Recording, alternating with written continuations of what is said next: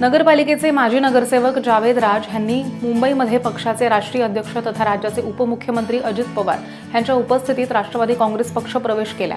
राष्ट्रवादी काँग्रेस पक्षाचे शहराध्यक्ष राहिलेले आणि नगरसेवक जावेद राज यांनी मंगळवारी 18 फेब्रुवारीला मुंबईमध्ये पक्षाचे राष्ट्रीय अध्यक्ष अजित पवार यांच्या उपस्थितीत राष्ट्रवादी काँग्रेस पक्षामध्ये प्रवेश केला।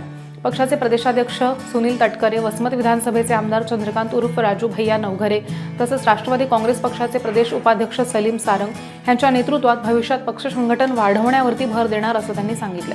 यावेळी अजित पवार यांनी अल्पसंख्याक समाजातील कार्यकर्त्यांना पक्षाशी जोडून अजून समाजोपयोगी कार्य करण्याच्या सूचना सुद्धा त्यांनी दिल्या।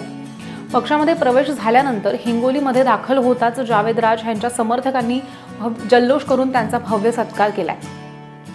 जिल्ह्यातील पक्षाच्या पदाधिकाऱ्यांशी समन्वय साधून पक्ष वाढवण्यासाठी काम करणार असं देखील जावेद राज यांनी सांगितलं।